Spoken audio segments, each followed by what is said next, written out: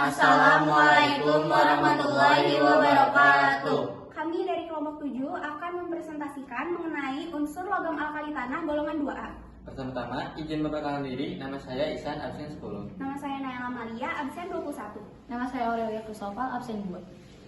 Nama saya Bahtiar Yusuf, absen 4. Yang pertama-tama, saya akan menjelaskan kelimpahan atau keberadaan unsur di alam. Logam alkali tanah banyak tersebar di air laut dan mineral.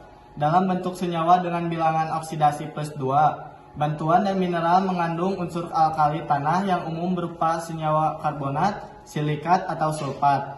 Sebab kelarutan senyawa tersebut sangat kecil, berilium terdapat sebagai mineral beril. Yang kedua, ada sifat fisik. 1. Kekerasan logam di alkali tanah berkurang dari atas ke bawah akibat kekuatan ikatan antar atom menurun karena jarak antar atom menjadi semakin panjang. Yang kedua, titik leleh dan titik didih logam alkali menurun dari atas ke bawah dalam sistem periodik unsur. Hal ini disebabkan oleh jari-jari atom yang bertambah panjang. Yang ketiga, energi ionisasi kedua dari relatif rendah sehingga mudah membentuk kation +2. Yang keempat, elektronegatifan. Rata-rata golongan ini juga rendah karena ukuran atom dan jarak yang relatif besar antara elektron terluar dengan inti.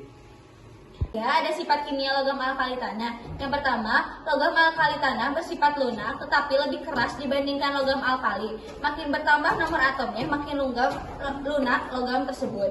2. Dapat menghantarkan panas dan listrik dengan baik. Yang ketiga, mempunyai spektra emisi dengan warna nyala yang khas. Kalsium berwarna merah orange, strontium berwarna merah tua, dan barium berwarna hijau. Yang keempat, ada oksidanya bersifat basah. Yang kelima, bersifat reaktif tetapi kurang reaktif dibandingkan logam alkali. Makin besar nomor atomnya, makin relatif logam tersebut.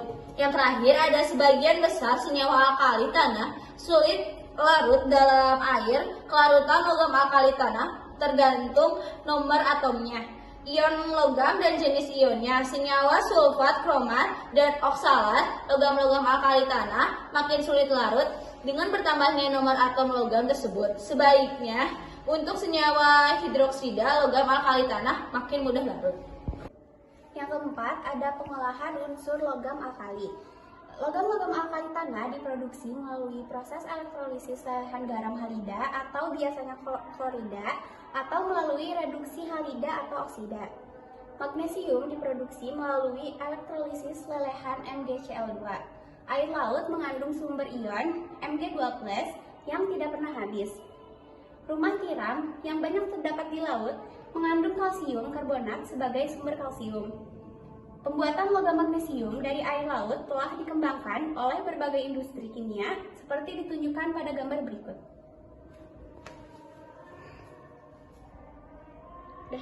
Saya di sini akan menerangkan pembuatan logam alkali tanah.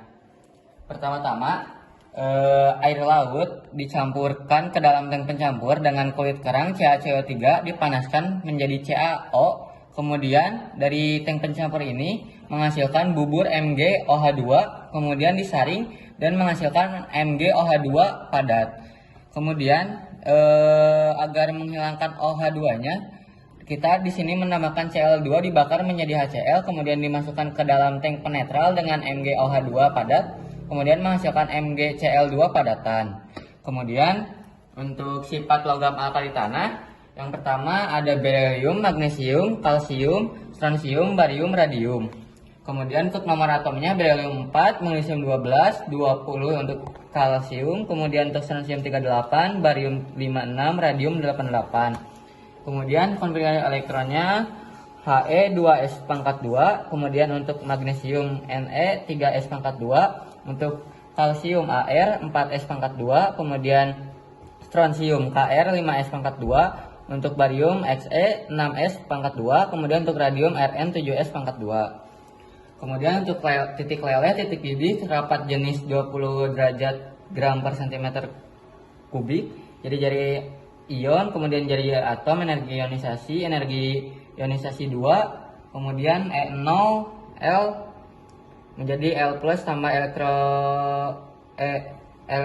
elektron, volume. Ini nilainya bisa dilihat saja agar tidak kepanjangan untuk divideokannya. Yang terakhir ada manfaat dan kegunaan unsur alkali tanah. Yang pertama, beryllium atau Be dipakai untuk bahan pembuat kaca teleskop luar angkasa James Webb.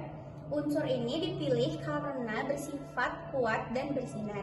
Yang kedua, ada unsur magnesium atau Mg dijadikan sebagai bahan obat mah. Yang ketiga, magnesium atau Mg adalah bahan untuk membentuk paduan logam bersama aluminium atau Al. Yang keempat, kalsium atau Ca dipakai untuk mengekstraksi logam dari oksidanya. Yang terakhir ada garam radium atau Ra dipakai untuk terapi. Sekian dari kami, mohon maaf bila ada kesalahan. Wassalamualaikum Assalamualaikum warahmatullahi wabarakatuh.